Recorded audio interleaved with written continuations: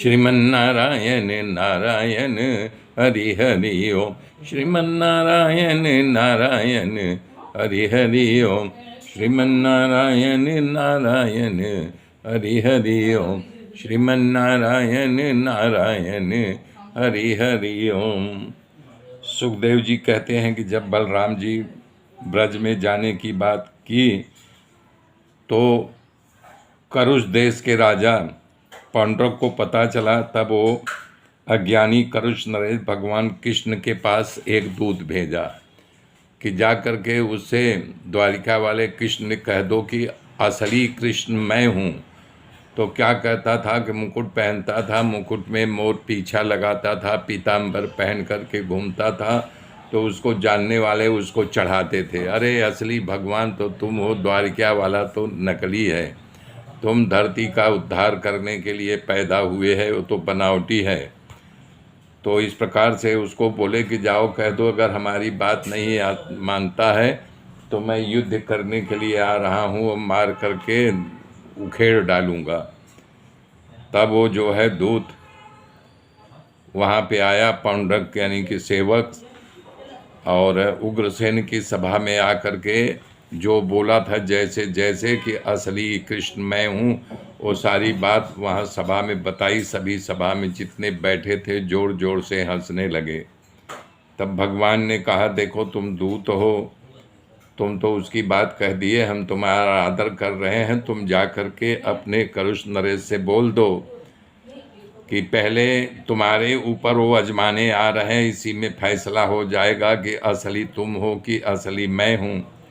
जाके कह दो कि तुम्हारा प्राण जाने वाला है और तुम अपनी रक्षा कर लो। तुम जब मर जाओगे तुम्हारे यानी कि शरीर के मांस को कुत्ते चील नोच नोच के खाएंगे। तब वो दूत जो है यानी कि वापस गया। जब दूत वापस गया तो भगवान अपना रथ लेकर के उससे पीछे पीछे निकले। भगवान के पता चल गया कि पौंड्रक इस समय काशी नरेश के यहाँ है और दूत के पीछे पीछे जा भी रहे थे। जब काशी में पहुँच गए तो अपने बाणों की वर्षा की। पांडव को पता चल गया कि ये तो कृष्ण आ गया। तो काशी नरेश का मित्र था, काशी नरेश भी उसके साथ लड़ने लगे पांडव के साथ। तो काशी राजा का भी वध किया और पांडव का भी वध कर दिया। पांडव का जब वध कर दिया तो उसको मुक्ति मिली। क्यों कि पांडव भगवान जैसे बनना चाहता था, इसलिए सतत उसको भगवान कृष्ण के जो है नहीं कि एक प्रकार से कल्पना करता रहता था कि मैं ही कृष्ण हूँ, मैं ही कृष्ण हूँ। इस प्रकार से उसका उद्धार कर दिए, स्वायुज्य रूप दिए। कह रहे हैं सुखदेव जी कि हे राजन, भौमासुर का एक बानर मित्र था, उसका नाम द्विविद था। द्विविद बानर बहुत उजड्ड था। वो भौमासुर को जब मार डाले तो भगवान से बदला लेने के लिए बेबल बन गया, आतुर बन गया कि कब मैं भगवान को मारूं।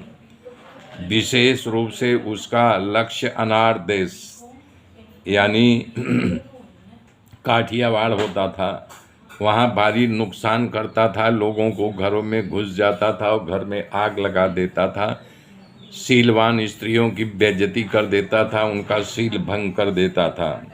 इस तरह समग्र देश में हाहाकार मच गया और देशवासियों को हैरान करने लगा। तभी एक दिन दुष्ट पराक्रमी बानर रैवत गिरिराज पर्वत पर, वहाँ पर बलराम कुछ यानी कि युवतियों के साथ बैठे हुए थे, तो वहाँ पहुँच गया और वो चेष्टा नाटक करने लगा, जिसके नाटक देख करके स्त्रियां हंसने लगी ताली पीट पीट करके, लेकिन वो अभद्र नखरा करने लगा।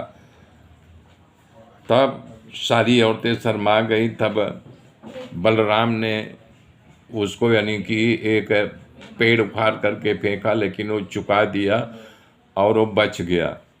तब भगवान एक मोटी शिला उसके ऊपर फेंके, वो भी जो है उससे बच गया।